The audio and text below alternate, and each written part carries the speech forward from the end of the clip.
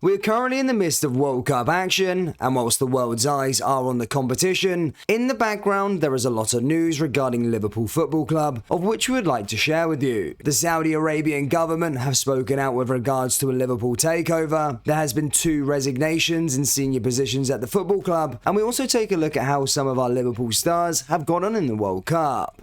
There is so much to cover in today's video.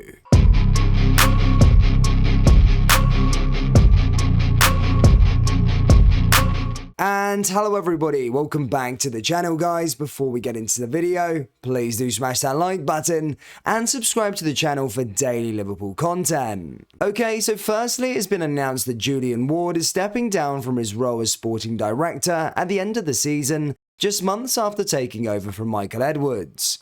The shock news is the latest development during an uncertain time for Liverpool, with owners Fenway Sports Group recently putting the club up for sale.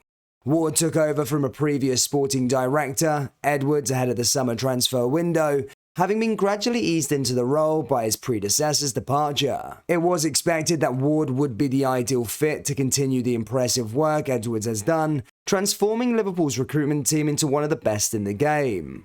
However, on Thursday afternoon, news broke that Ward will be leaving his role at the end of the season.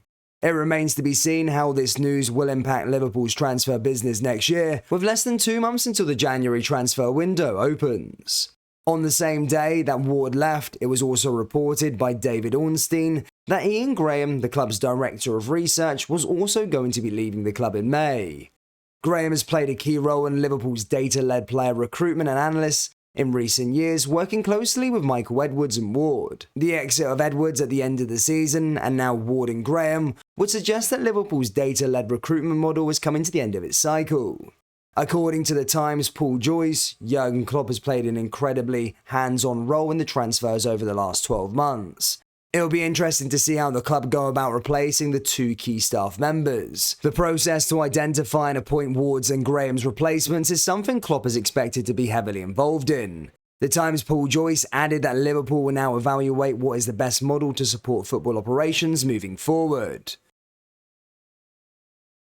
It's been around 2 weeks now since FSG highlighted their desire to sell the football club. Since then, there has been a lot of investors linked to the club, however at the time of recording, nothing is concrete.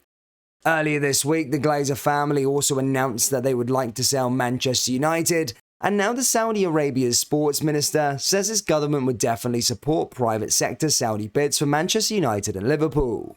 Newcastle United already has Saudi Arabian owners after a takeover backed by Saudi Public Investment Fund was completed in October 2021. Prince Abdul Aziz bin Turki Al Faisal said there was a lot of interest and appetite in United and Liverpool. He said to BBC Sport, "From the private sector, I can speak on their behalf, and there was a lot of interest and appetite, there's a lot of passion about football. It's the most watched league in Saudi and region, and you have a lot of fans who watch the Premier League. We'll definitely support if any Saudi private sector comes in. We know that's going to reflect positively on sports within the kingdom. But if there's an investor willing to do so and the numbers add up, then why not?"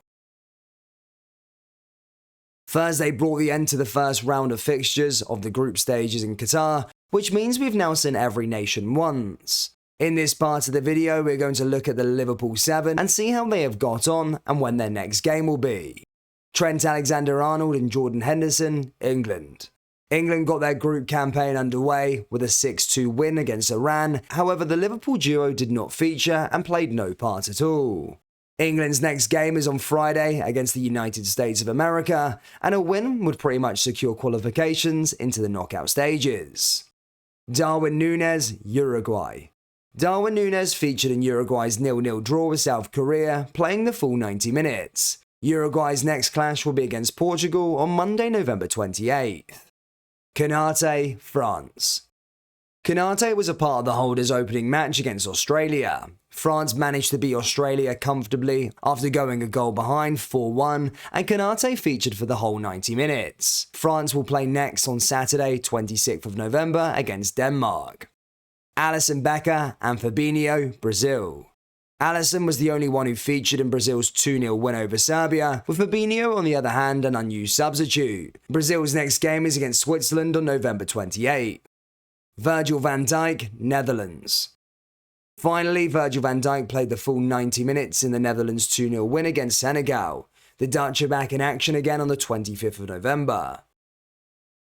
Liverpool's players who aren't at the World Cup are making the most of their time off, with Kostas Tsimikas and Harvey Elliott partying together in the Maldives, Thiago watching the LA Lakers, and several other Reds enjoying their mid-season break. Jurgen Klopp's squad will jet off to Dubai for a warm weather training camp on Sunday, December 4th, giving those who aren't involved in Qatar plenty more time to recuperate before the second half of the season.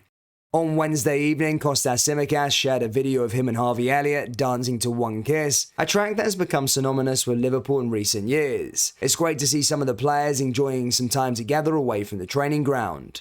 Both players are currently away in the Maldives, and they're not the only ones who have decided to spend some time in the Indian Ocean. Roberto Firmino and Joe Gomez have also been pictured with their families in recent days, as well as coach Victor Moas. Elsewhere, Thiago is enjoying some time in the States, having been pictured in Las Vegas towards the end of last week. He and his wife have been courtside watching the LA Lakers. Calvin Ramsey is another who has shared some images from his time off and is already in Dubai ahead of Liverpool's training camp there next month.